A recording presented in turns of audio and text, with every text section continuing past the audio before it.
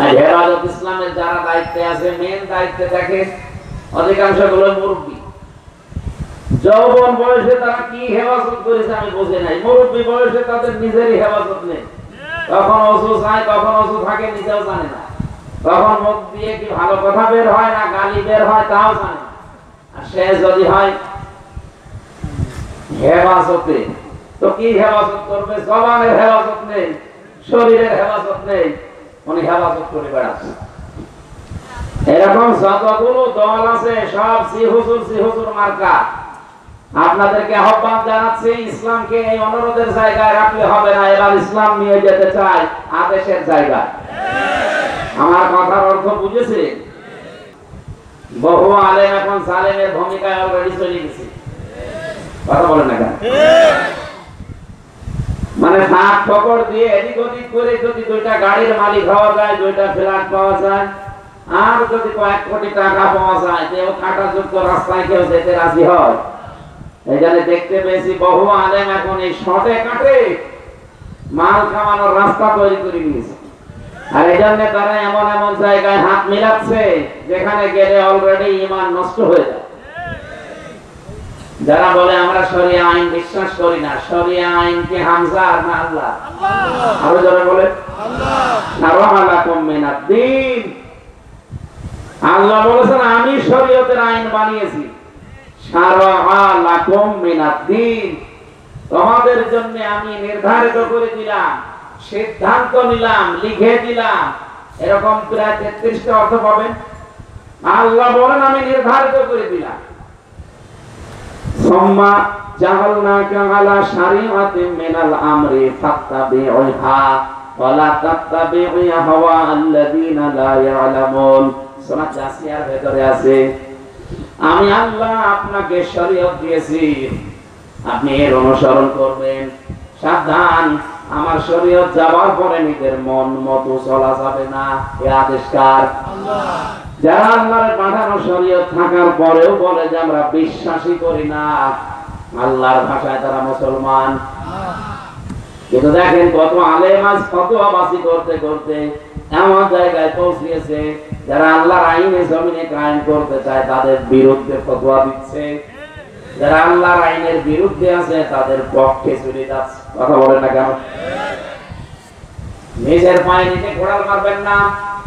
আমি এই সংক্রান্ত একটা আয়াতের 4 ভাগের 1 ভাগ পড়েছি। আশা করছি আপনি অন্তত ক্লাস আকারে 45 মিনিট মতো শুনলে আপনার এ মাথা পরিষ্কার হয়ে যাবে।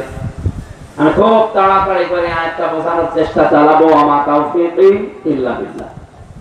দল মত জাতি বর্ণ ধর্ম নির্বিশেষে আজকের অনুষ্ঠান, নাকি এটা জামাত ইসলামের অনুষ্ঠান? মনে করছেন জামাতের সেক্রেটারি আর আমির সাহেব এসেছে এমন হয় জামাতের? না, হাযা বায়ানুল লিন্নাস হুদাল লিন্নাস।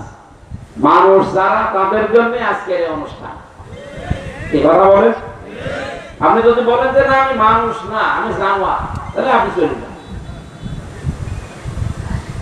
আপনি অনেক মানুষকে দেখবেন যদি বলেন বাঘের বাচ্চা, মনে হয় যে একেবারে ফুলে ফেপে এরকম মোটা হয়ে গেছে।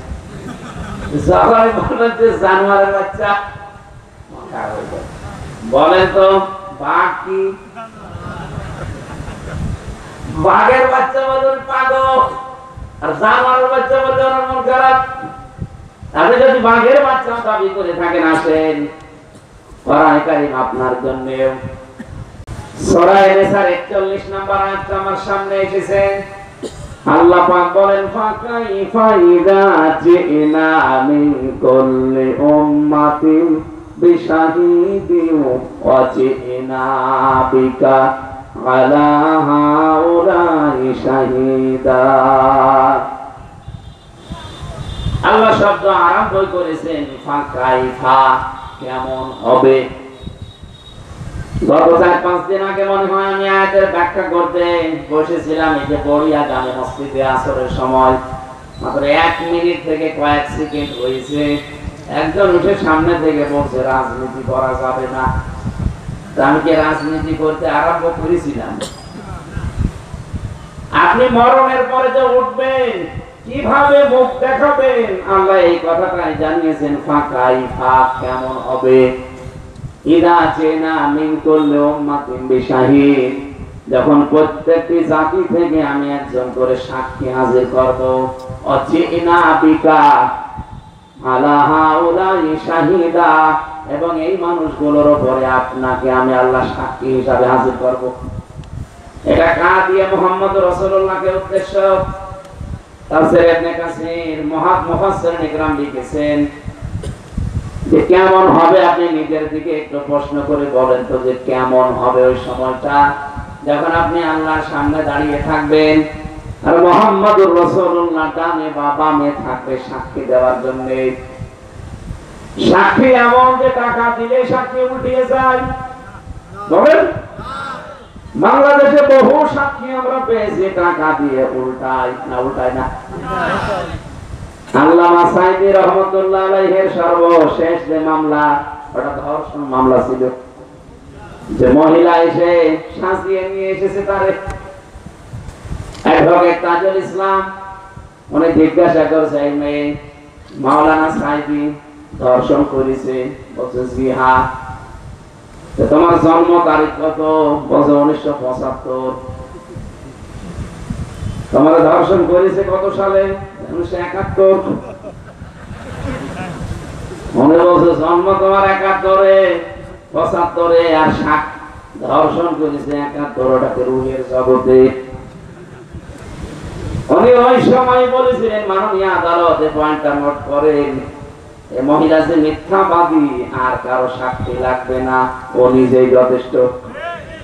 ওই দিনই মামলা ঢিসমিস হয়ে যাওয়ার কথা না? বলেন বলেন, হয়েছে।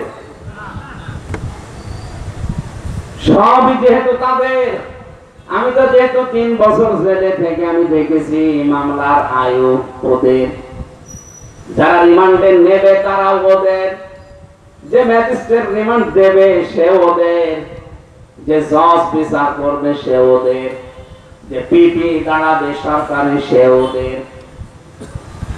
বলেন আমার কি আছে? আমার একজন আছে শুধু উকিল, তা ওর কথা শুনলেও চলে, না শুনলেও চলে।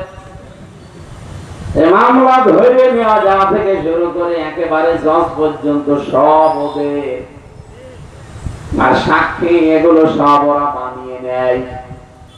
আমার মামলার যে 4 জন সাক্ষী কুষ্টিয়ার মজমপুর আর এই চৌরাহাট থেকে নিয়ে গিয়েছিল ওরা, আমি 4 জনকে আদালতে জিজ্ঞাসা করেছি যে জীবনে আমার দেখেছেন? একজনের নাম অশোক ঘোষ, আরেকজনের নাম বিপ্লব কুমার, আরেকজনের নাম আশিক ঘোষ, আরেকটার নাম মনে নেই। 4 জনই দাদা, যার নাম বললাম সবই তো আল্লাহর অধীন। 400 পৃষ্ঠা লিখেছে আমার নামে মামলার আয়ু। 400 পৃষ্ঠা লিখে আদালতের সামনে যখন পড়ছে, এই সাক্ষীগুলো মাথা দোলাচ্ছে, হা হা, সব ঠিক আছে। অথচ আমি পড়ে পড়ে পড়াটা দেখলাম একটা লাইনের সাথেও আমার মিল নেই। এরপরেও এই মিথ্যা সাক্ষীদের সাক্ষীর উপরে ভিত্তি করে আমার 3 বছর জেলে থাকা লাগলো। সাইদি সাহেবের মামলা তো ওই দিনই শেষ হয়ে যাওয়ার কথা, কারণ যে সাক্ষী দিতে এসেছে সে তো মিথ্যাবাদী, সবার সামনে প্রমাণিত, নাকি আর প্রমাণ করা লাগবে? যার জন্ম হয়েছে 75-এ, ও ধর্ষিতা হয়েছে 71-এ, এই শয়তান বিশ্বাস করে না। কিন্তু বিশ্বাস ওরা করেছে যারা রায় দিয়েছে, যে কালা মানিক, যার বিসি নেই, বিসি উড়ি এমনি বিসি উড়ি গেছে। জীবনের শেষ দিকে এসে বলেছে যে আমি সাইদি সাহেবকে ফাঁসি দিতে পারলাম না, এটা আমার সবচেয়ে বড় আফসোস। আল্লাহ ওরে আফসোস দেখিয়েছে, কলার পাতায় শুয়েছে। বলেন না কেন? এখান থেকে যদি কোন দায়িত্বে যারা আছে শিক্ষা না নেন, আমার মনে হয় আপনাদের কপালে আর হেদায়েত নেই।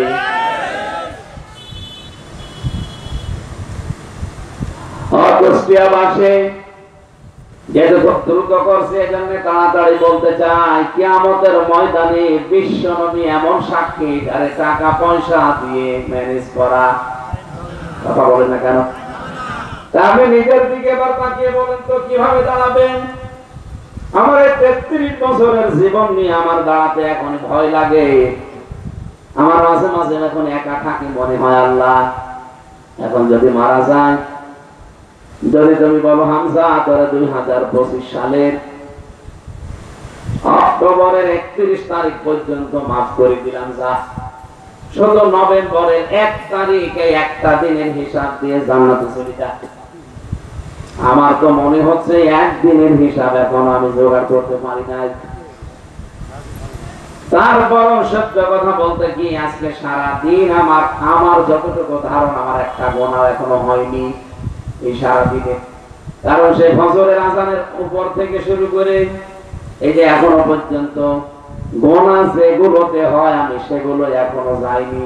দিনের কাছে ছিলাম আমি। অনেকে মনে করে যে নির্বাচনের কাজ এটা মনে হয় দুনিয়ার কাজ, এটা মনে হয় ধান্দাবাজি। না, যারা ধান্দাবাজি করে তাদের জন্য হতে পারে, আমি এটাকে বেছে নিয়েছি আল্লাহর দিন কায়েমের মাধ্যম হিসাবে, সুতরাং এটা ইবাদত। আমি নামাজ পড়া যেমন ইবাদত মনে করি, এই জমিনে আল্লাহর বিধান কায়েম করার জন্য যে পদ্ধতি আমরা এখন বেছে নিয়েছি এটাও ইবাদত মনে করি। নাই তো এই রক্ত পিচ্ছিল পথে সত্যি আমরা আসতাম না। আর আপনারা জানেন সেই বিশ্ববিদ্যালয়ের সেকেন্ড ইয়ার থেকে আমি এই রাস্তায় আছি, সেই 11 সাল থেকে। বলেন আমার কাজ কি এই লাইনে ছিল? আমি তো ছিলাম অভিখা, ওয়াজ পরীক্ষা। অভিখা মানে ওয়াজের বিনিময়ে খাদ্য। বাংলাদেশে একটা আছে কাবিখা, কাজের বিনিময়ে খাদ্য। আর আমারটা ছিল অভিখা, ওয়াজ করে খেতাম।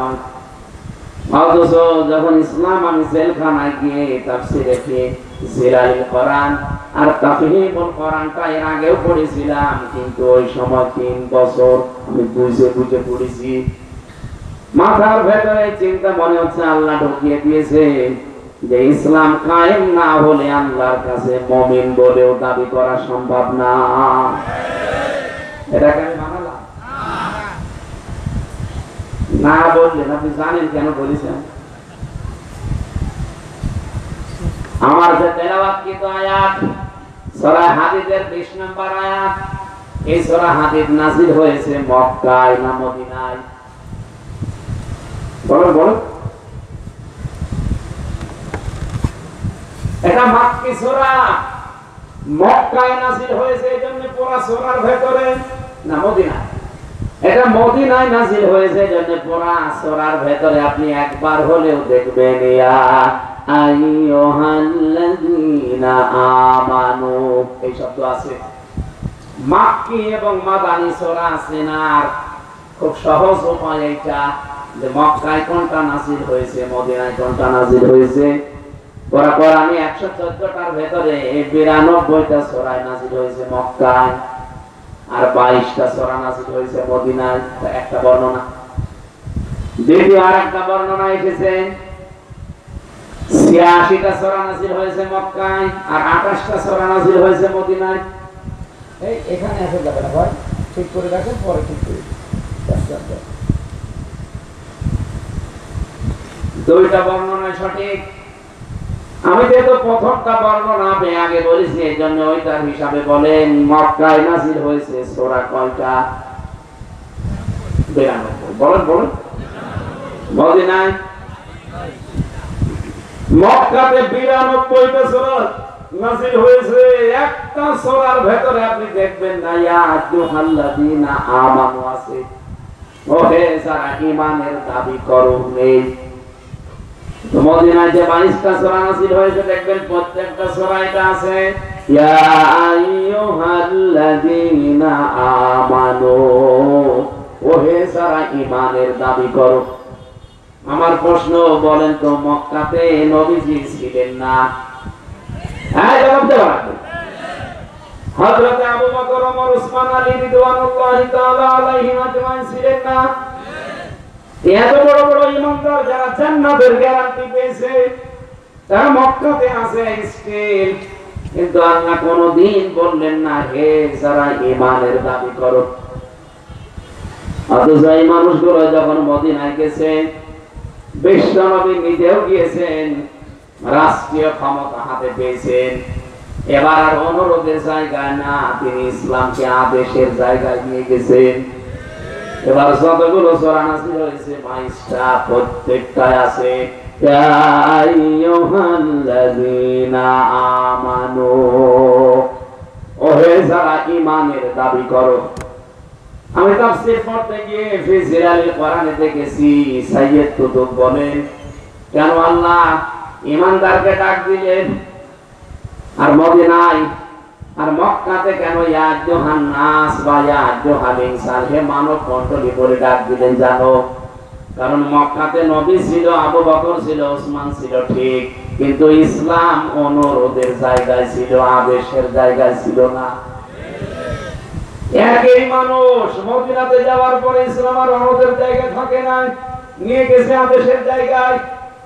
এখানে যতদিন পর্যন্ত ইসলাম আপনি অনুরোধের জায়গায় রাখবেন, আল্লাহর কাছে পাকা ঈমানদার হতে পারবেন না। কথা বলেন, আপনাকে ইসলাম নিয়ে যাওয়া লাগবে আদেশের জায়গায়। আর 54 বছর হয়ে গেল, আমরা এখনো পর্যন্ত ইসলামকে সেই জি হুজুরে রেখে দিয়েছি, আদেশের জায়গায় নিতে পারিনি। বলেন তো, এই যে শানে নজরুল বলছি, সূরা নাযিল হওয়ার প্রেক্ষাপট বলছি, নামকরণের কারণ বলছি, এমনি না। সেই হিসাবে মক্কাতে এত বড় বড় ঈমানদার থাকার পরও যদি আল্লাহর দৃষ্টিতে ঈমানদার না হয়, আমরা যারা কিভাবে ঈমানদার দাবি করব বলেন? বলেন, আমার কথা যদি না বোঝেন আমি মোনাজাত করে দেব এখনই। কথা বুঝতেছে? আমি তো ক্লাস আকারে কথা বলছি। হ্যাঁ, ক্লাসের ছাত্র সব হয়তো এক মাপের না, কিন্তু যারা মাথা নিয়ে বসে আছে মাস্টারের মতো, এই 54 বছরে আপনি যত বড় সোব্বা কায়েদের, যত বড় ইসলামী দলের আমির বলেন, নেতা বলেন না, আপনি নিজেকে বড় ঈমানদার ভাবতে পারেন, আল্লাহর দৃষ্টিতে এখনো পরিপূর্ণ ঈমানদার আপনি হতে পারেন। ঈমানদার হওয়া যায় ইসলামকে অনুরোধের জায়গায় রাখলে না, আদেশের জায়গায় নিয়ে যাওয়া লাগবে। এবার আমরা ইসলামকে আদেশের জায়গায় নিয়ে যেতে চাই না, বলেন? বলেন, আমি যে পর্যন্ত নামকরণের কারণগুলো বললাম, ভুল ধরার যদি কেউ থাকেন বলেন, দেখি আপনি কোন মায়ের দুধ খেয়েছেন বলেন।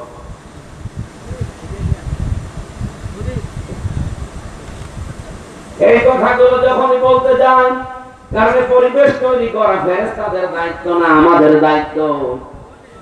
এই কথাগুলো যখনই বোঝাতে যায়, তখনই দুনিয়াদার মানুষ তারা আমাদেরকে উল্টাপাল্টা কথা বলে। ওরা মনে করে আমরা মনে হয় ওদের মতনই ধান্দাবাজ, ওদের মতনই দখলবাজ, ওদের মতনই চাঁদাবাজ, ওদের মতনই দুনিয়ার মানুষের তৈরি করা আইন দিয়ে আমরা মনে হয় রাজনীতি করি না। বলতে পারেন গণতন্ত্র। আরে ভাই, যতগুলো নিয়ম পদ্ধতি আছে, ইসলামের এই নিয়মটা, এই পদ্ধতিটা আপনার কাছে ভুল হতে পারে, কিন্তু আমার মনের অবস্থা জানে কে?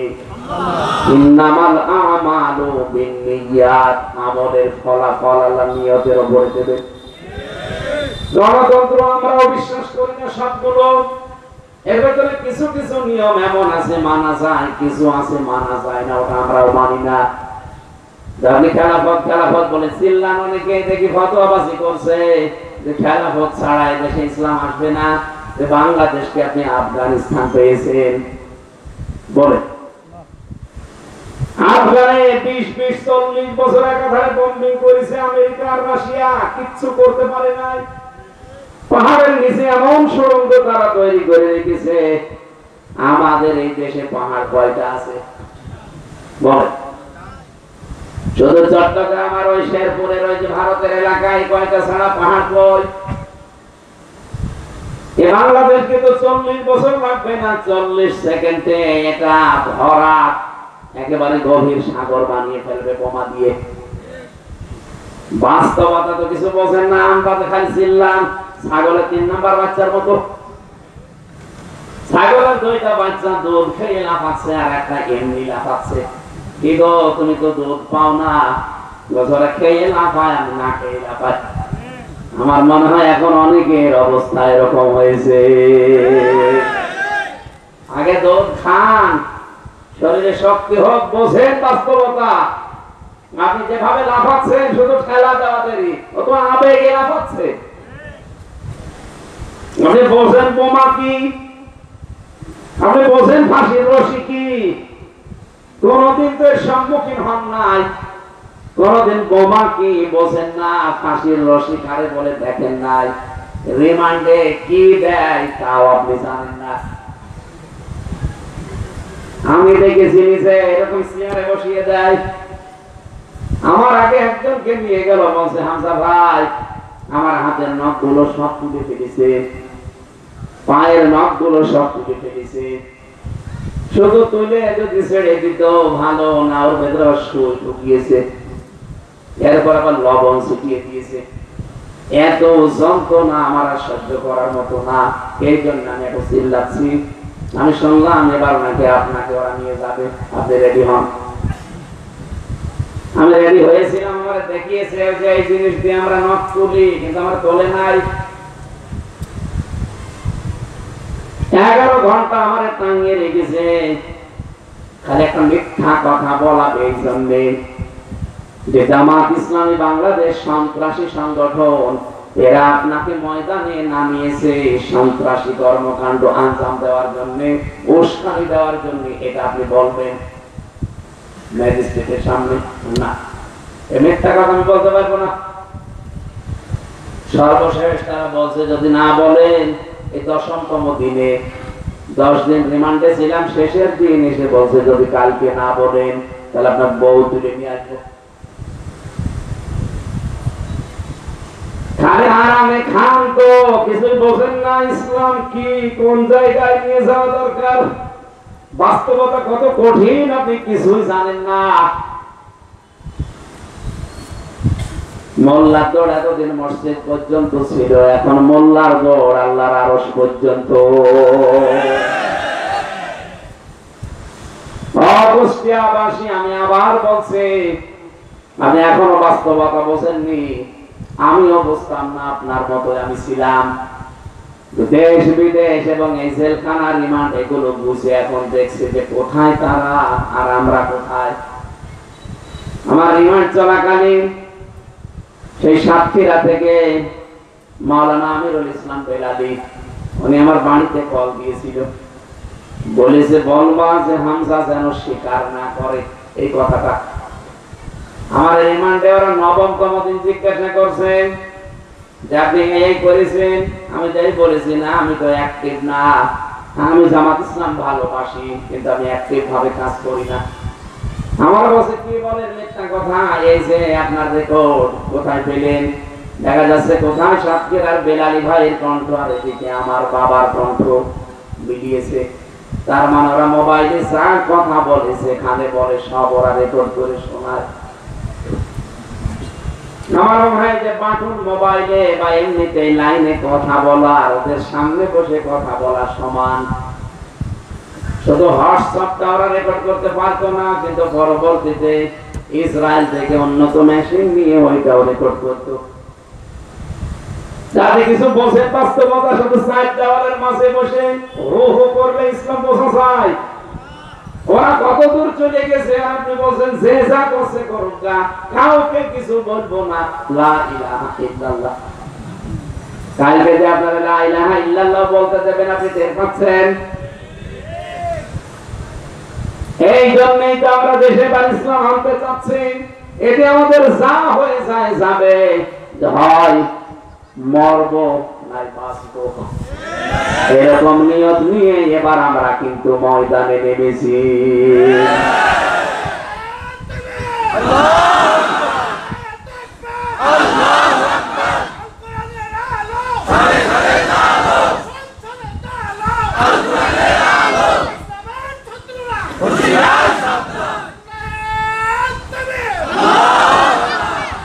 আল্লাহ পাক বলেন যে কিয়ামতের ময়দানে সাক্ষী হিসাবে এমন মানুষকে আল্লাহ হাজির করছেন, তিনি টাকা পয়সা দিয়ে ম্যানেজ হবেন না, তিনি সত্য কথা বলবেন।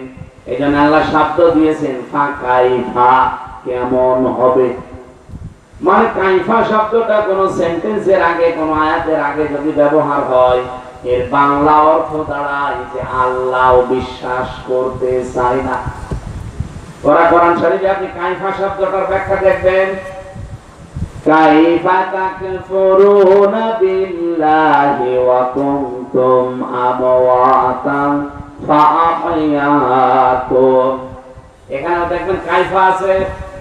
আল্লাহ পাক বলেন কেমন করে মানুষ আমার সাথে কুফরি করে, আমার নাফরমানি করে, আমার তো বিশ্বাস হয় না, কারণ ও তো মৃত ছিল, ওর কোনো অস্তিত্ব ছিল না।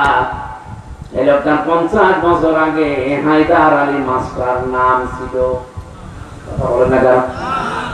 চেয়ারে বসা দলের কথা কোনদিন কল্পনায় ছিল তুমি চেয়ারে বসবে? আল্লাহ পাক বলেন এই ছিল হায়দার আলী, এই ছিল হামজা। আমি আল্লাহ তোরে কোন জায়গা থেকে কোথায় এনে বসিয়েছি, এরপর আমার সাথে নাফরমানি করিস। আমার বিশ্বাস হয় না যে মানুষ আমার সাথে নাফরমানি করতে পারে। এরকম কোন কথা বোঝাতে আল্লাহ যে কাইফা দেন। কিয়ামতের দিন যেহেতু নবীজির সামনে দাঁড়ানো লাগবে, এদের হিসাব নিকাশ করে মিলান। আমি 33 বছরের সব পাপ দিয়ে মাত্র একটা দিন মাত্র মিলালাম, তাও আমার এখনো বিশ্বাস হচ্ছে না যে আমি হিসাব দিতে পারবো। তারপরেও তো আপনাদের বলেছি যে আমি সারাদিন আজকে কাটিয়েছি ভালো কাজে, কোনো খারাপ কাজে এখনো করি নাই। একটা দিনের হিসাবে যদি আমার না মেলে, যাদের সারা জীবন চলছে উল্টা পাল্টা, কি নিয়ে দাঁড়াবেন আপনি? এই টেন্ডেন্সি যেন তৈরি হয় আপনার ভেতরে, এই কারণে আজকের এই তাফসীর মাহফিল। কথা বলেন না কেন? রব্বুল আলামিন এমন জায়গায় আঘাত দিয়েছেন, আপনি দেখেন। আমার তো মনে হয় পুরো কোরআন শরীফ লাগবে না, সূরা হাদীদের এই 20 নাম্বার আয়াত কোন মানুষ যদি চিন্তা ভাবনা করে একটু পড়ে, চিন্তা ভাবনা করে দুনিয়ার সাথে একটু মিলায়, তো আজকে পরিবর্তন হয়ে যাবে ইনশাআল্লাহ। আসেন তো আমরা কোরআন থেকে একটু শুনতে চাই। আউযু বিল্লাহি মিনাশ শাইতানির রাজীম। বিসমিল্লাহির রহমানির রহিম। ইয়ালামু আন্নামাল হায়াতুদ দুনিয়া লাইবুন ওয়া লাহব ইলা আখিরি আয়াত। সূরা হাদীদ। কোন সূরা? হাদীদ মানে লোহা। লোহার নামে আল্লাহ সূরা দিয়েছেন কয়েকটা কারণে। এই পৃথিবীতে যতগুলো জিনিস তৈরি হয় না, নাজিল হয়, তার ভেতরে একটা লোহা। এটা আকাশ থেকে নাজিল হয় পানি, আকাশ থেকে নাজিল হয় কোরআন, আকাশ থেকে নাজিল হয় লোহা। আর বাকি পৃথিবীতে যা পাবেন এগুলো আকাশ থেকে নাজিল হয় না, এগুলো দুনিয়ায় তৈরি হয়। স্বর্ণ তৈরি হয় আকাশে না দুনিয়ায়? এটা বলছেন না? আপনি স্বর্ণকে সারা জীবন যদি আগুনের ভেতরে রেখে দেন, জ্বালাতে থাকেন, জীবনেও গলাতে পারবেন না। যারা স্বর্ণকার আছে জিজ্ঞাসা করে দেখে, স্বর্ণকে যদি গলাতে হয় তাহলে ওর উপরে সোহাগা ছিটিয়ে দেওয়া লাগবে। লাল টকটক করবে কিন্তু বলবে না। আপনি সোহাগা ছিটিয়ে দেখবেন পানি হয়ে যাবে। মানুষের মনটা আল্লাহ ঠিক ওইভাবে বানিয়েছেন। সারা জীবন বাবার কাহিনী, দাদার কাহিনী বলবেন, জীবনেও তার মন নরম হবে না। কোরআনে কারিমের আয়াত দিয়ে যখন তার মনের উপরে ধাক্কা দেবেন, এই সোহাগার মতো পানি হয়ে যাবে। কিন্তু লোহা এত শক্ত, এত মজবুত, এই পদার্থটা আল্লাহ কেন দিলেন কোরআনে কারিমে জানেন? রব্বুল আলামিন বলেন, হাদিদা ফীহি বা'সুন শাদীদু ওয়া মানাফিউ লিন-নাস। আমি নাযিল করেছি লোহা, এর ভেতরে শক্তি, এর ভেতরে পাওয়ার দিয়েছি। আর মানুষের অনেক উপকারের জিনিস এই লোহার ভেতরে আছে। আমি যতগুলো উপকারের কথা পড়েছি তাফসীরে, তার একটা উপকারে লোহা যেহেতু ক্ষমতা বা পাওয়ার, এর একটা উপকরণে নিয়ে আসা লাগে। আল্লাহ পাক এই পৃথিবীতে ইসলামের হাতে যতদিন পাওয়ার না দেবেন, ক্ষমতা না দেবেন, ততদিন পর্যন্ত মানুষের জীবন থেকে অপরাধ ওয়াজ করে বন্ধ করা যাবে না। জেনা বন্ধ করা ওয়াজ দিয়ে হয় না, সুদ বন্ধ করা ওয়াজ দিয়ে হয় না, ঘুষ বন্ধ করা ওয়াজ দিয়ে হয় না, হত্যা বন্ধ করা ওয়াজ দিয়ে হয় না। এটা বন্ধ করার জন্য আইন তৈরি করা লাগে। সেই আইনগুলো আমার আল্লাহ তৈরি করেই কোরআনে পাঠিয়েছেন। কথা বলেন ঠিক কিনা? যেহেতু লোহাও নাযিল হয় আকাশ থেকে, এই কোরআনও নাযিল হয় আকাশ থেকে। রব্বুল আলামিন বলেন যে নাযিল যা হয় এর ভেতরে আমি আল্লাহ একটা মিল রেখেছি। কোরআনে কারীম যেহেতু নাযিল করেছি এর ভেতরে আমি এই সত্য বিধানগুলো দিয়েছি। অনুনাজ্জিলু মিনাল কুরআনি মা হুয়া শিফাa'un ওয়া রাহমাতুল লিল মুমিনিন ওয়া লা ইয়াসিদুজ যালিমিনা ইল্লা খাসারা। বলেন আল্লাহু আকবার। এই কোরআন নাযিল করার ধারাবাহিকতা এমন এমন বিধান আমি আল্লাহ দিয়েছি যেটা আমার বিশ্বাসী মুমিন বান্দাদের জন্য এটা রোগ মুক্তির কারণ হয়ে দাঁড়াবে। এদের ভেতরে যে প্রবণতা আছে জেনা করার, এটা একটা রোগ। এই রোগ বন্ধ হওয়ার জন্য এই বিধান দিয়েছি। আল্লাহ পাকের এই বিধান যদি 54 বছর আগে আমরা সংসদে কায়েম করতে পারতাম, আল্লাহর কসম এই গাজীপুরে একটা কয় বছরের মুসলিম মেয়েকে একটা হিন্দু 3 দিন আটক রেখে ধর্ষণ করেছে, জীবনও সাহস পেত না। জেনার শাস্তি বোঝেন আপনি? আমি নিজে থেকে এসেছি জেনার শাস্তি সৌদি আরবে। ওখানে ওই মসজিদের নামে গলা কাটা মসজিদ, পাশেই দেখলাম বিশাল আদালত। ওখান থেকে রায় দেয়, মসজিদের সামনে নিয়ে এসে বিচার করে। এখান থেকে অনেক বছর আগে একবার হজে গিয়েছিলাম, সেই বছরে দেখেছিলাম বিচারটা জমার দিন। একজন জেনা করেছে অবিবাহিত, বিবাহিত একজন পুরুষ আর নারী। অবিবাহিত হলে তারে 80টা 100টা বেত্রাঘাত করলে শেষ বিচার। কিন্তু কোন মানুষ যদি বিবাহিত হওয়ার পরে জেনা করে, এই যে পরকীয়া প্রেমিকারা আছে, এরা অবিবাহিত না বিবাহিত? 100 জনের প্রায় 99 জনই বিবাহিত। এই যে জেনাটা মানুষ করতে যায় যে প্রবণতার কারণে, শয়তানের ধোঁকায়, নফসের জালে, যৌবনের তাড়নায়, এটা বন্ধ করার জন্য ও দাদা, ও খালু, ও ভাই, কাজ করা ঠিক না, এইটা দিয়ে হয় না। এটার জন্য আইন পাস করা লাগে, আইন প্রয়োগ করা লাগে। যদি ওরে আপনি মাটির ভেতরে গলা পর্যন্ত পুঁতে ফেলে পাথর অথবা ইট দিয়ে দূর থেকে নিক্ষেপ করতে করতে মেরে ফেলতে পারতেন, এই একটা দৃশ্য দেখলে পুরা কুষ্টিয়ায় পুরুষ মানুষের স্বপ্ন দোষ বন্ধ হয়ে যেত। জেনা করা তো দূরের কথা, এই সত্য বিধানগুলো আল্লাহ খেলা করার জন্য দায় নিয়ে দিয়েছে। এই কারণে যেন অপরাধ প্রবণতা কমে যায়।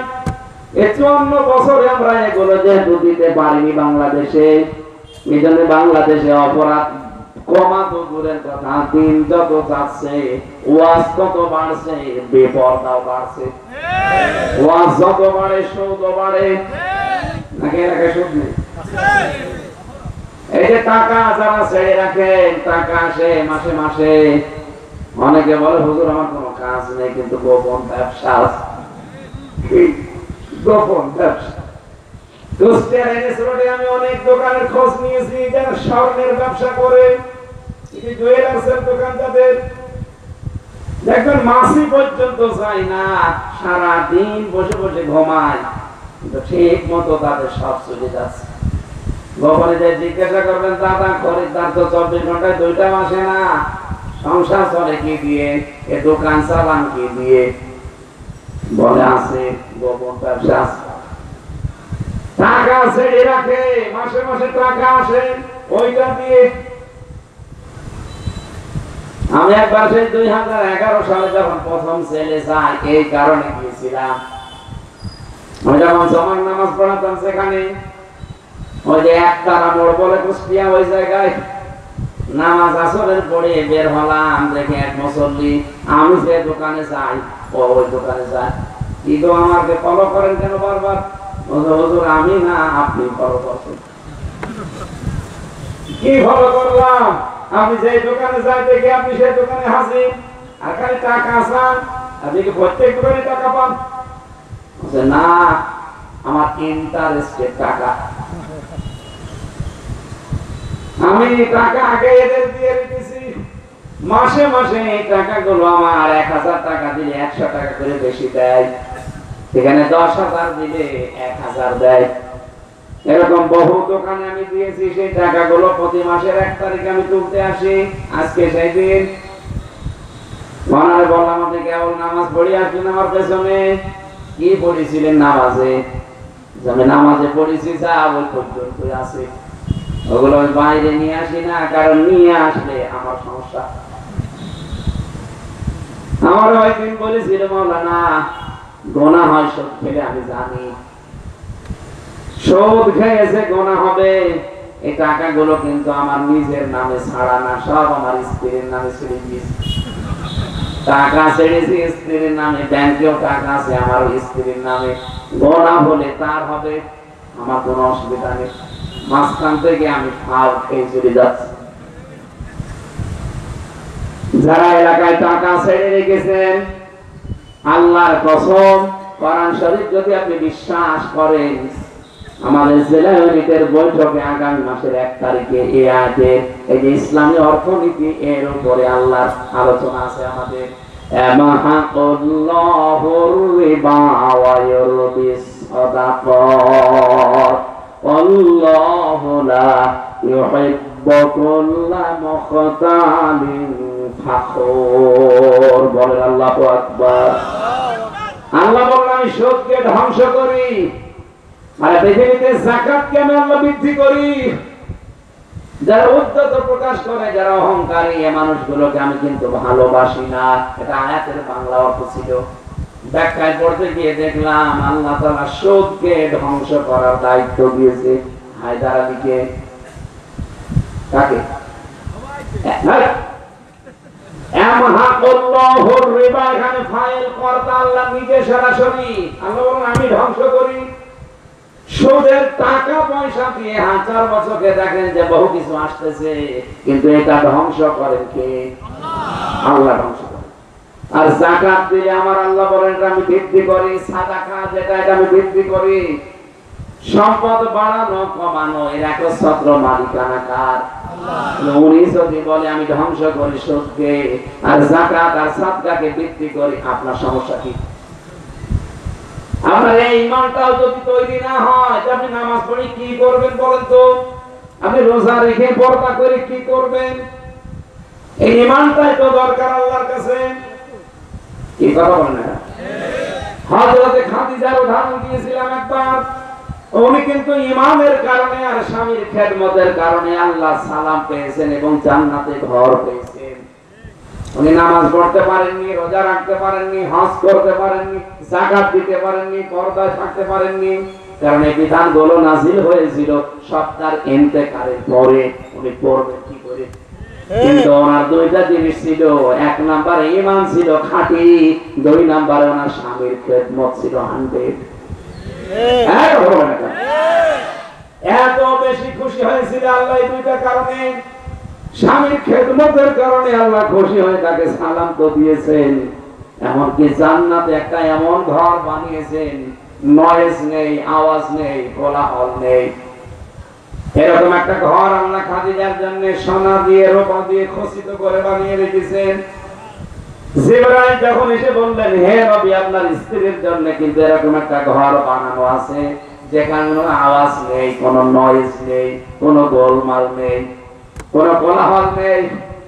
নবীজি জিবরাইলকে জিজ্ঞাসা করেন, ভাই জিবরাইল, কেন আল্লাহ এই ঘর বানিয়েছে খাদিজার জন্য? হযরত জিবরাইল বলেন, কারণ খাদিজা আপনার জন্য ঘরটাকে আওয়াজ মুক্ত, নয়েজ মুক্ত করে রেখেছে। আপনি বাইরের দিনের দাওয়াত দিয়ে যখন বাড়িতে আসেন, বাড়িটা, ঘরটা আপনি শান্ত, নির্মল, একেবারে কোলাহল মুক্ত পান। ও মেয়েরা যারা বসে আছেন, শুধু নামাজ পড়া, রোজা রাখা, হজ করা, যাকাত দেওয়া, শুধু পর্দায় থাকা ইবাদত না। স্বামী যখন বাইরে থেকে আসবেন, দিনের কাজ করে কর্মজীবন শেষ করে বাড়িতে এসে যেন এমন একটা বাড়ি পায়, ঘর পায়, ঘরটা যেন মনে হয় যে হ্যাঁ শান্ত, নির্মল, আওয়াজ নেই, নয়েজ নেই। এইরকম ঘর আমার মনে হয় বাংলাদেশে নেই। কথা বলে না, দেখতে মনে হয় খুব ভালো, আল্লাহর নবী রাবিয়া মসজিদে খালাতো বোন। কিন্তু বাড়ির স্বামী যখন দিনের কাজ করে বাইরে থেকে কর্মজীবন শেষ করে আসে, বাড়িটা মনে হয় একটা মিনি জাহান্নাম। কথা বলে না, প্রশ্ন আসতে পারে হ্যাঁ আমার কিছু নেই এই জন্য তো চিল্লা পাল্লা করি। আপনার কিছু নেই মানে আপনি কি ফাতেমার চাইতেও অভাগী, হযরতে ফাতেমার চাইতেও গরিব। তার বাড়িতে 3 দিন একাধারে চুলা জ্বলে না, এরপরও তিনি স্বামীর প্রতি কোনো অভিযোগ আনেন নাই। আর আপনি 3 দিন না, আমার মনে হয় 3 বেলা যদি কোনো বউ খেতে না পায় তো সংসার বাদ দিয়ে চলে যাবে। আর এই বরদোয়া দিয়ে যাবে যে আমার বাবার লোক পাইনি, এর মতো একটা কানা ধরে দিয়েছে।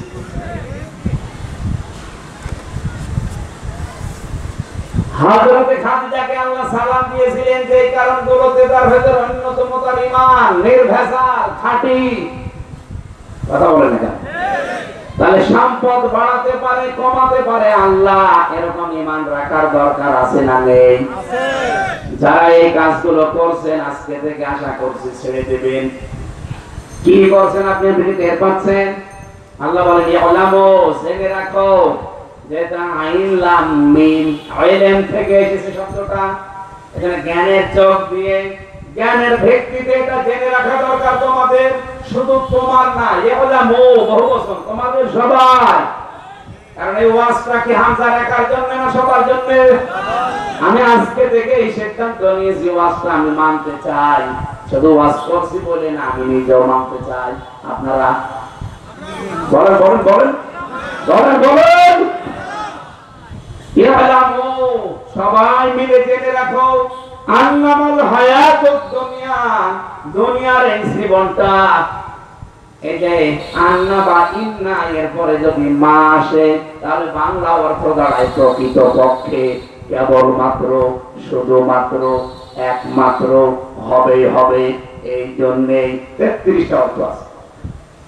ইন্নার পরে বা আন্নার পরে যদি মা আসে বাংলা অর্থ কয়টা হয়? আমি ঘুমাচ্ছি।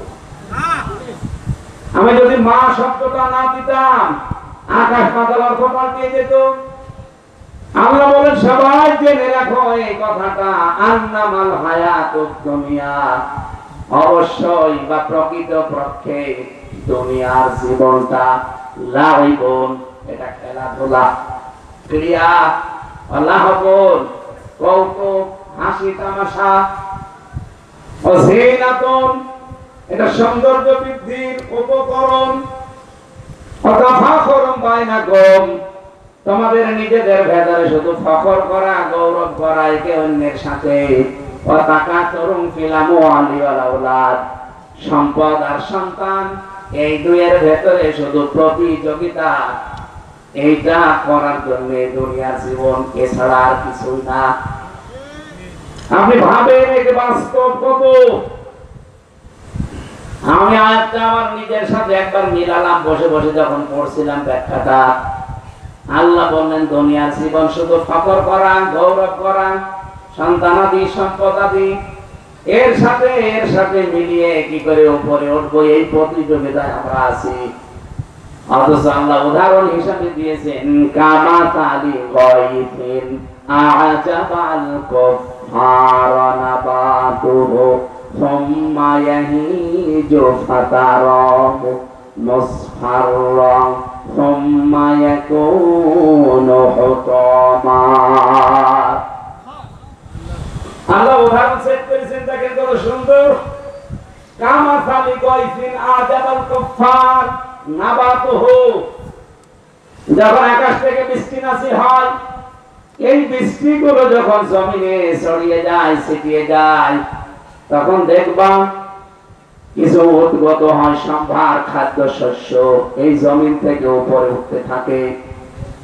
এই ফলাদি ফসলাদি দেখার পরে আ'জাবাল কুফার, যারা কাফের, তারা চমৎকৃত হয়। এখানে কাফের মানে চাষি বা কৃষক। আরবিতে যারা চাষ করে খায় তাদেরকে কুফফার বলে, কাফের। তাই বলে আবার যারা চাষ করে খায় কাফের বলতেছে না, দাঁত তুলে ফেলবে। অথচ আরবিতে ওদেরকে কিন্তু কুফফারই বলে। কাফের বলে কেন জানেন? কাফের মানে গোপনকারী। কাফের মানে কি? যেহেতু যারা কৃষক, যারা চাষি, গল্প করছেন মানে আমার গলা ভেঙে যাচ্ছে মাইকের কারণে, গল্প করছে।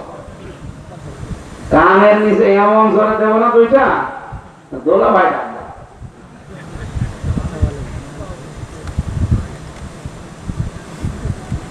এদিকে আছেন আপনারা নাকি শেষ করে দেবো? কাফের বলা হয় চাষীদেরকে এই কারণে। কাফের মানে গোপনকারী, কাফের মানে চেপে রাখে, তাদেরকে কাফের বলে। ওরা যেহেতু জমিনের ভেতরে বীজটা গোপন করে দেয়, এই জন্য ওদের আরবিতে নাম কাফের। এখানে যারা চাষ করে খায় এদেরকে যদি আপনি এখন বলেন এই কাফের, এদিকে আর অথচ আরব দেশ হলে কিন্তু ওইটাই বলবে। আমাদের বাংলাদেশে যেহেতু বাংলায় কথা বলি, বাংলায় আমরা বলি কৃষক, চাষি। আল্লাহ বলেন চাষি যারা, কৃষক যারা, তারা এই খাদ্য সম্ভার উদ্গত হওয়া এগুলো দেখে তারা কিন্তু চমৎকৃত হয়, আশ্চর্য হয়ে যায় যে কি সুন্দর লাগছে।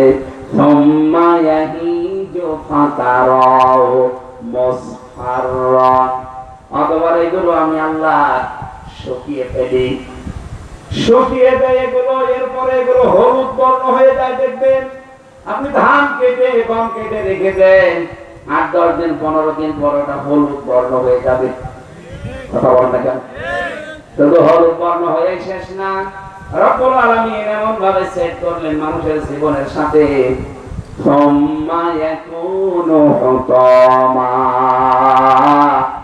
আল্লাহ পাক বলেন এরপরে এটাকে আমি আল্লাহ খড়কুটা বানিয়ে দেই। এই যে খড়কুটা যখন হয়ে যায়, ওটাকে মানুষ যারা চাষি, গৃহস্থ যারা, বাড়ির মালিক, ওটা কি সব ঘরের ভেতরে তুলে রাখে। হয় পয়সা নষ্ট হয়ে যায় অথবা আগুন দিয়ে পুড়িয়ে ফেলে। কেন? হযরত মুসা আলাইহিস সালাম একবার বলেছিলেন, মাবুদ এত সুন্দর করে, এত মায়া দিয়ে, মহব্বত দিয়ে তুমি মানুষ বানিয়েছো, লাকাদ খালাকনাল ইনসানা ফি আহসানি তাকওয়িম। এত সুন্দর আকৃতি পৃথিবীতে কাউকে দাওনি, এই আকৃতি এত সুন্দর বানিয়েছো, এরপর এটাকে জাহান্নামে দেবে, তোমার মায়া লাগবে না? আল্লাহ বলেন না, মায়া লাগবে না। কেন? রব্বুল আলামিন বলেন, মুসা তুমি যে প্রশ্ন করলে, প্রশ্নের জবাব আমি দেব, তুমি দেখবা না শুনবা। অনেক বলছে দেখতে পারলে বা শুনে কে? ঠিক আছে, তুমি যে চাষ করো, এই যে গম, জব, এগুলো চাষ করা কত কষ্ট। পানি দেওয়া লাগে, কামলা দেওয়া লাগে, নিজে পরিশ্রম করা লাগে, সার মাটি দেওয়া লাগে, এত কষ্ট করে করে জমিনে যখন এ পর্যন্ত হয়, এরপরে নিয়ে আসো বাড়িতে, এর ফলগুলো, বীজগুলো আলাদা করে নিয়ে যে খড়কুটা যেগুলো, এগুলো সব আলাদা হয়ে যায়। কিছুদিন পরে এগুলো পচন ধরে, নষ্ট হয়ে যায়। তখন কি করে বাড়িওয়ালা? বলে আল্লাহ ওই সময় ওগুলো সব এক জায়গায় করে আগুন লাগিয়ে দেয়। কেন? এত কষ্ট করে যে বানালে, এখন আগুন লাগিয়ে দিতে তোমার মায়া করছে না? হযরত মুসা বলেন, আল্লাহ মায়া না, আমার আরো আনন্দ লাগছে। কেন? পরিষ্কার হচ্ছে, পরিষ্কার হচ্ছে, এই জন্য আমার আনন্দ লাগছে। রব্বুল আলামিন বলেন, মুসা আমারও এত আদর করে, মহব্বত করে, এত সুন্দর করে বান্দা বানালাম, আমি আল্লাহর বিধান মতো না চলে, মন মতো চলে যখন ধ্বংস হয়ে গেছে,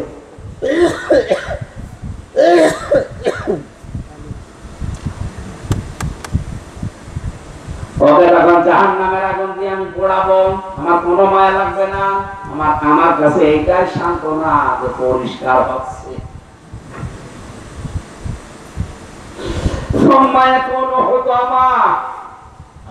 একটা জাহান্নামের নাম, এত মারাত্মক জায়গা, এটা উদাহরণটা এখানে সেট করলেন। সুম্মা ইয়াকুনু হুতামা, অতঃপর সেটা খড়কুটা হয়ে যায়। খড়কুটায় আগুন লাগলে এক মাথায় দিলে দেখবেন সঙ্গে সঙ্গে আরেক মাথায় চলে আসে। কথা বলছো? দেখেন, আমি পড়ে বলছি, আপনারা তো দেখেন। খড়কুটার যে কোনো এক জায়গায় আগুন লাগিয়ে দেবেন, সঙ্গে সঙ্গে দেখবেন আরেক মাথায় চলে গেছে। এক মাথায় লাগিয়ে দিলেন, আরেক মাথায় কি আপনি দিয়েছেন? কয় মিনিট লাগে আরেক মাথায় যেতে? কয়েক সেকেন্ডে চলে যাবে। আল্লাহ হুতামা নামে এমন জাহান্নাম বানিয়েছেন, কাল্লা লা ইউমবাযান্না ফিল হুতামা ওয়া মা আদরাকা মাল হুতামা নারুল্লাহিল মুকাদ্দা আল্লাতী তাত্তালিউ আলাল আফইদা। রব্বুল আলামিন বলেন, হে নবী, কখনোই না আমি হুতামায় দেব। আপনি জানেন হুতামা কি? এটা আল্লাহর জ্বালানো আগুন। এই আগুনের ভেতরে কেউ যদি যায়, সঙ্গে সঙ্গে কলিজা পুড়ে যাবে। হয়তো হাতে আগুন লাগিয়ে দেবে আল্লাহ, হাতের আগুন সঙ্গে সঙ্গে কলিজায় পৌঁছিয়ে যাবে, এত তেজস্বী। আল্লাহ বলেন যে খড়কুটার মতো তোদেরকে বানিয়ে দেব। আমি উদাহরণটা সেট করলাম কেন? এ দুনিয়ায় যারা অবিশ্বাসী, এ পৃথিবী নিয়ে যারা ব্যস্ত থাকে, তাদেরকে বলছি অফিল আখিরাতি আযাবুন শাদীদ, কঠোর যন্ত্রণাদায়ক আযাব আমি আখিরাতে রেডি করছি তোদের জন্য। ওয়া মাগফিরাতুম মিনাল্লাহি ওয়া রিদওয়ান, আর আমার বিধান মতো যদি দুনিয়ার জীবনে আয়াত অনুযায়ী চলতে পারে, আমি আল্লাহ পাক বলছি তাদের জন্য মাগফিরাত আর আমার সন্তুষ্টি আমি রেডি করে রেখেছি। আমাল হায়াতুদ দুনিয়া ইল্লা মাতাউল গুরুর, পৃথিবীর জীবনটা শুধু ছলনা ছাড়া কিচ্ছু না। আমি এটা আগে চাই বুঝতাম। 3 বছর জেল খেটে আমি 100 ভাগ বুঝে ফেলেছি যে দুনিয়ার জীবন আসলে শুধু প্রতিযোগিতা করা ছাড়া কিচ্ছু না। এটা খেল তামাশা, ধোঁকা। এটা যদিও রেকর্ড হচ্ছে, আমার ম্যাডাম কালকে শুনবেন, তারপরও সত্য কথাই জন্য বলছি। ম্যাডাম আমার ভালোবাসে, আমি জানি, আমি দেখেছি ও খুব ভালোবাসে। আপনি যদি এখনই ওরা মিথ্যা সংবাদ দেন যে হুজুর মরে গেছে, দেখেন এখনই পাগলের মতো চলে আসবে। চলে এসে কান্নাকাটি করবেন। 2-3 দিন, 5 দিন, 7 দিন দেখবেন ওরে আপনি থামাতেই পারবেন না, পাগল হয়ে যাবে। এটাই বাস্তব। 1 সপ্তাহ পরে দেখবেন আবার স্বাভাবিক হয়ে গেছে। 1 মাস, 2 মাস, 3 মাস পরে ঠিক আবার আগের মতো চলবে। আমি 3 বছর একাধারে ফাঁসির কন্ডেম ছেড়েছিলাম, আমার বউ থাকে নাই, ঠিক আছে। ও 3 বছর যদি কাটিয়ে দিতে পারে, ও আমি মরে গেলে 3 মাস 10 দিন কাটিয়ে দেবে, কোনো ব্যাপার না। 3 মাস 10 দিন কাটাবে শুধু না, এর ভেতরে দেখবেন ঠিক তোর বাবা এসে আমার বাবাকে বলবে যে আর কতদিন, এভাবে মেয়ে আর কতদিন রাখা যায়? আপনার ছেলে তো মরেই গেছে, ও তার আসবে না। ঠিক আছে, আমার মেয়েরে দিয়ে দেন, আমি অন্য জায়গায় দিয়ে দেই। আর নিয়ম ওইটা কি নিয়ম না? স্বামী মরে গেলে আপনি অন্য জায়গায় বিয়ে করতে পারেন, কোনো অসুবিধা নেই।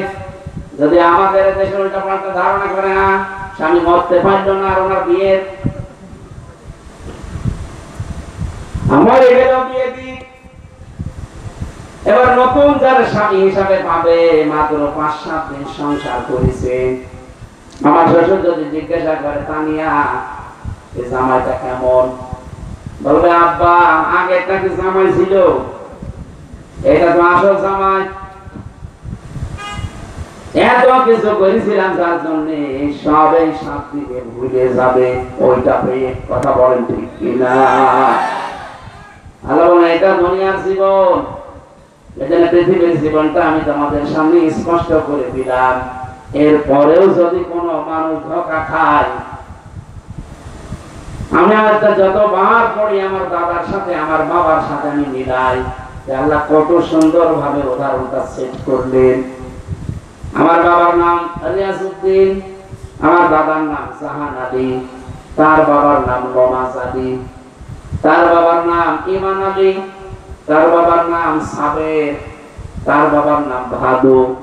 এরপরে না জানি না এইটাই অনেক আপনারা জানেন তাহলে আমি 6টা মনে রেখেছি, 2টা মনে আছে। আমার এই 6 পুরুষ এই বাহাদুর সর্দার আমি আমার দাদার কাছে শুনেছিলাম, এখানে লিখে রেখেছিলাম বলে আমার মনে আছে, তাছাড়াও সব আমার মনেও থাকতো না। এখন যদি বাহাদুর সর্দার আমি হিসাব করে দেখলাম এই লোকটা 200 বছর আগে মারা গেছে। আমার বাবা আমার দাদা হিসাবে আমি হিসাব করলাম 200 বছর আগে মাত্র মারা গেছে এই লোকটা। আমার গ্রামের বাড়ি যেটা বিরাট পিঠা পাটিকা বাড়ি ইউনিয়নে। আমার দাদা চেয়ারম্যান ছিল, আমার চাচা চেয়ারম্যান ছিল, একাধারে বহু বছর তারা চালিয়েছে, বিশাল সাম্রাজ্য গড়ে তুলেছে তারা। ওই সেই বাহাদুর সর্দার থেকে শুরু করে পর্যন্ত সাবের, ইমান, নমাজ, জাহান আলী, রিয়াজ, রামি হামজা। এখন আমি যেখানে বাস করছি এই ভিটা মাটি এই জমি জায়গা সব কিন্তু পূর্বপুরুষদের বানানো। কথা বলেন না এই বাহাদুর বাবা এখন কে আমি তো জানি না, বাহাদুর পর্যন্ত চিনি। ওই লোকটার বাবা যদি এখন এসে কুষ্টিয়ায় বলে এইটা বিরা ভিটার এই ভিটা বাড়ি আমার, আমি এখানে থাকতে চাই, ওর দাঁত মুখ খুলে ফেলবো না। কিসের ভাদু? আমি তো ভাদু পর্যন্ত চিনি, তা ভাদু আসলে থাকতে দিতাম না। আর আপনি ভাদুর বাপ, কিসের ভাদুর বাপ আপনি? জমি জায়গায় বাড়ি ঘর কার পরে কিন্তু বানিয়েছিল।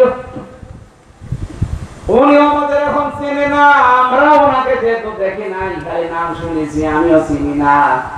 আমার অবস্থাও জীবনে আল্লাহ ঠিক 200 বছর পরে এইটাই করবে। কুষ্টিয়া 6 রাস্তার মোড়ে আমার বাবা জমি কিনেছিল সেই 17-18 সালে। এরপরে বাড়ি বানিয়েছে আস্তে আস্তে।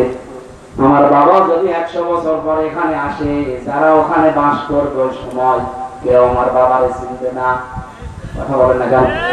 উনি যদি বলে যে বাড়ি কিন্তু আমি বানিয়েছিলাম এই কামলা নিয়ে, এই টাইলস মিস্ত্রি নিয়ে এসে আমি এগুলো লাগিয়েছিলাম, এখানে আমি থাকতে চাই, বলে তো ওই সময় যারা থাকবে ওনাকে থাকতে দেবে। এইটাই তো দুনিয়া।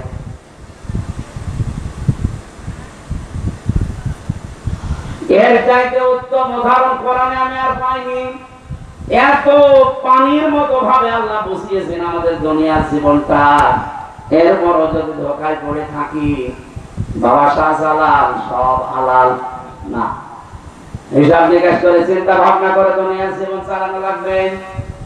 সম্মানিত মা বোন যারা এসেছেন, আল্লাহ এরপরে আমাদেরকে জানিয়েছেন তোমাদের একটা কাজ দিয়ে দিলাম, সাবিকু ইলা মাগফিরাতিন মির রাব্বিকুম ওয়া জান্নাতিন আরদুহা কা'রদিস সামাই ওয়াল আরদ উইদ্দাত লিল্লাযীনা আমানু বিল্লাহি ওয়া রাসূলিহি যালিকা ফাদলুল্লাহি ইউতিহি মান ইয়াশা আল্লাহু যুল ফাদলিল আযীম।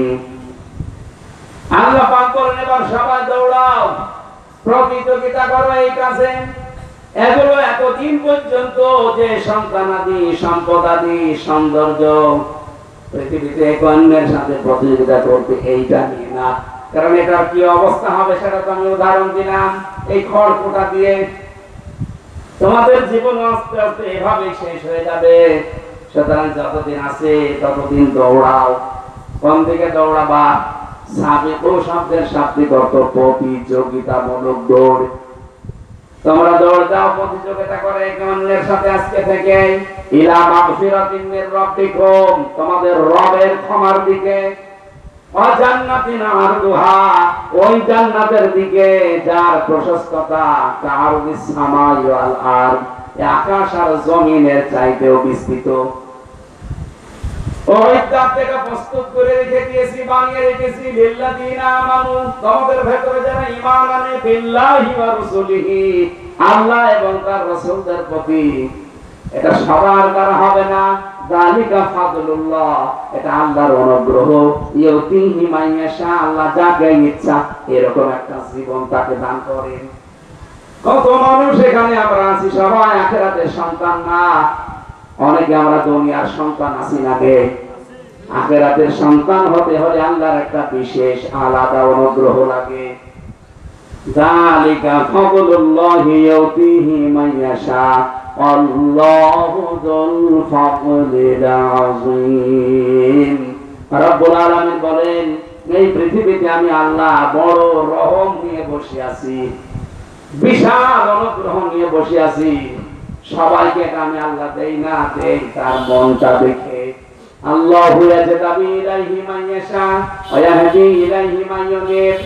যাকে আল্লাহ নির্বাচিত করেন, যাকে আল্লাহ পছন্দ করেন, এই পৃথিবীতে আল্লাহর বিধানের প্রতি থাকা, বিধান কায়েম করা আমার আল্লাহ তাকে লাগিয়ে রাখে।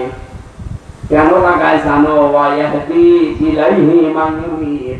আল্লাহ দেখে লোকটা মন থেকে আমি আল্লাহর দিনের দিকে ফিরে এসেছে। হায়দারকে আমি এমনি একামতে দিনের কাছে লাগাইনি, আমি দেখিও মন থেকে আমার দিনের দিকে ফিরে এসেছে। সুতরাং আপনি মন থেকে ফিরে আসেন কিনা এটা হামজা না দেখলেও কে দেখে? আরো জোরে বলেন। আপনাকে আমি আহ্বান জানাচ্ছি, আসেন, মন থেকে ফিরে আসেন। এ জীবনে যতদিন হায়াত আর বাকি আছে, হয়তো আর 50 বছর পরে আমরা এখানে থাকবো না, সব মাটির নিচে চলে যাব। মাটির নিচে যাওয়ার আগে এই সিদ্ধান্ত নিয়ে আজকে বাড়ি যাওয়া লাগবে যে যতদিন বেঁচে আছি, দুনিয়ার দিন কায়েম হওয়ার আগ পর্যন্ত আমার কোনো দম নেই। যেভাবে হোক আমি চর্মচোখে দেখতে চাই আল্লাহর জমিনে তার দিন চলছে। একটা বিধান চলে নাই জমিনে, অথচ 500 বিধান আছে কোরআনের। একটা বারের জন্য আপনার মনের ভেতরে কোনো ব্যথা নেই, কোনো আফসোস নেই, একটু হায় হতাশ করেন না? কি জবাব দেবেন এখন মরে গেলে বলেন তো? কারণ আপনার সাক্ষী যে বলেছিলাম কে? নবীজি। নবীজি নিজে সাক্ষী দেবে আপনার বিরুদ্ধে। আর এমন সাক্ষী ওনার টাকা পয়সা দিয়ে ম্যানেজও করা যাবে না। আর টাকা পয়সা দিয়ে ম্যানেজ করা গেলে আপনি টাকা পাবেন কোথায়? কথা বলেন না কেন? এই জন্য আমার মনে হয় আপনাদের জীবনের উপর এটা রেখা টানার কথা। আল্লাহর এত বড় ওয়াজিব যদি কারো পরিবর্তন না আসে, ওর কপালে হেদায়েত নেই। সম্মানিত মা বোনরা, আমি আপনাদের জন্য বলছি, শুধু নামাজ পড়বেন, রোজা রাখবেন, হজ করবেন, যাকাত দেবেন, পর্দায় থাকবেন না, এটা আপনার কাজ না। আপনার জীবনে 4টা কাজ যদি থাকে, এই বিশ্ব নবী জানিয়েছেন আপনি নেককার মহিলা। জান্নাতের 8টা দরজায় খোলা থাকবে, যে কোনো দরজা দিয়ে প্রবেশ করবেন, কেউ নিষেধ করবে না। তিরমিজির হাদিস। ইদা নাসারা ইলাইহা সাররাতুহু। স্বামী যখন বাইরে থেকে এসে আপনার দিকে তাকাবেন, আপনি স্বামীকে সন্তুষ্ট করবেন, যেভাবে হোক, হাসি খুশি চেহারা অথবা কথাবার্তা দিয়ে, অঙ্গভঙ্গি দিয়ে, দরকার কাঁটো কুকুর দেবেন। বলে মানুষ তো কাঁটো কুকুর দিয়ে হাসবেন, তাও দেবেন। যেভাবে হোক তারে খুশি করা লাগবে। ও যদি আপনার এই অঙ্গভঙ্গি দেখে হেসে ফেলে, যেই কয়টা দাঁত বের হবে ওই কয়টা নকল হবে, সাফ হবে। আপনি আবার এত জোরে বলেন না, বাড়ি যেয়ে দেখেন দাঁত কেটে পড়ে যায়। এত জোরে ওয়াজ করলো। 2 নম্বরে ওই যে গাবা আনহা হাফিজাতুহু। স্বামী যখন বাইরে যাবে, স্বামীর সন্তান, স্বামীর সম্পদ এবং আপনার ইজ্জত, এটা আপনি হেফাজত করে রাখবেন। বহু মহিলা নামাজ পড়তে রাজি, রোজা রাখে, কিন্তু স্বামী বাইরে গেলে মনে হয় দিন পায়। কথা বলেন না? পাশের বাড়ির ভাবির সাথে যে স্বামীর বদনাম আর খালি গীবত। আপনার বাবাও যদি মরে যায়, স্বামীর অনুমতি নেওয়া ছাড়া বাবাকে দেখতেও যেতে পারবেন না, মাটি দিতেও পারবেন না। আর সেখানে স্বামী চলে গেছে, আর আপনি চলে গেছেন 3-4 বাড়ি পরে, যে গীবত করছেন। কোন 14 পুরুষের ভাবি আপনার স্বামীর অনুমতি ছাড়া বাইরে যাওয়া যায় নেই মেয়েদের জন্য। হ্যাঁ, আল্লাহ রাসূলের বিরুদ্ধে যায় এমন কোন কথা আবার স্বামী না স্বামীর বাপ বললেও মানা যাবে না। লা তাআতা লিমাখলুকিন ইল্লা বিমাসিয়াতিল খালিক। পৃথিবীতে আল্লাহ রাসূলের বিরুদ্ধে যায় এমন কোন কথা কোন মাখলুকের শোনা, মানা, কথা বলেন না। অতএব আলা দিনি সাওজাতিহা, নবীজি বলেন তোমার স্বামীকে দিনের উপরে চলতে তুমি সাহায্য করবা, কিয়ামতের ময়দানে হযরতের রহিমার সাথে জান্নাতে থাকতে পারবা। 4 নম্বরে স্বামী যেটা পছন্দ করে ওটা যদি জায়েজ হয়, মাস তুমি আপনাকে ওটা পছন্দ করা লাগবে। এখানে আমি যত স্বামী বসে আছি আমি গ্যারান্টি দিতে পারি, আমরা অন্তত বাংলাদেশের স্বামীরা, অন্য দেশের স্বামীর কথা বাদ দিলাম, বাংলাদেশের স্বামীরা আমরা চাই আমি খেয়ে থাকি না খেয়ে থাকি আমার মা বাবা আমার সাথে থাকবে। কারা কারা স্বামীরা চান হাত তোলেন তো দেখি, লিল্লাহি তাকবীর। এই দেখেন তো হাত তোলেন কে? আরে বিয়ে না করে না স্বামীরা। ঠিক আছে, এটা রেকর্ড হচ্ছে, যে ওখানে পর্দায় দেখাচ্ছেন। সম্মানিত মা বোন একটু খেয়াল করে দেখেন আপনার স্বামী হাত তুলেছে কিনা। আমি তো জানি আমি সহজ অবাধ্য সন্তান হোক, আমি খেয়ে থাকি না খেয়ে থাকি ওটা আলাদা, কিন্তু মা বাবা আমার সাথে থাকবে। কিন্তু আমার এই 33 বছর বয়সে আমার আল্লাহর পরে সবচেয়ে বেশি শ্রম দিয়েছে আমার এই দেহের জন্য আমার মা আর বাবা।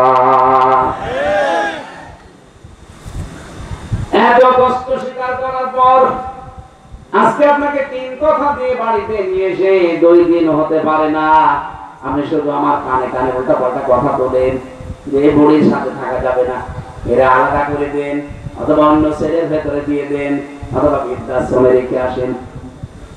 কুষ্টিয়াতে বৃদ্ধাশ্রম তৈরি হচ্ছে এখন, নাউজুবিল্লাহ মিন যালিক, অথচ বৃদ্ধাশ্রম তৈরি করা হারাম।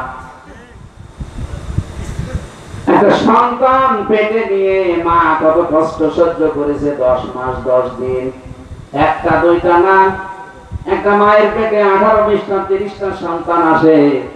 এতটুকু পেটের ভেতরে 30টা সন্তান মা রাখতে পারে, কিন্তু এই মাকে 30টা সন্তান মিলেও রাখতে পারে না। তখন 7 দিন পালা পালা করে খাওয়ায়, এটা দুর্ভাগ্য ছাড়া কিছু না। আরো তো এই 30টা সন্তানের কাড়াকাড়ি করা দরকার, যে না মা আমি যতদিন আছি আমার কাছে থাকবে। কথা বলেন না, কারণ মায়ের রিজিক তো আপনার হাতে না, মায়ের রিজিক আল্লাহ দুনিয়ায় আগেই পাঠিয়েছে। সুতরাং আপনি কেন ঠেলে দেন? হ্যাঁ, এখানে ঠেলে দেওয়ার পেছনে শুধু আমরা স্বামীরাই দায়ী না, আমাদেরকে বাধ্য করে আমাদের বউরা। এরকম ছোট মনের বউ আছে, কার হাত তোলেন তো? এই এলাকায় মনে হয় নেই, এই এলাকায় এই ওয়াজ করা ঠিক হইল না। ঠক্কু ঠক্কু বলে তো নাকি? ঠিক আছে, সম্মানিত মা বোনেরা, আলহামদুলিল্লাহ কোন এলাকার মেয়েরা এলাকায় বউ হয়ে এসেছে জানি না, আপনারা পাস।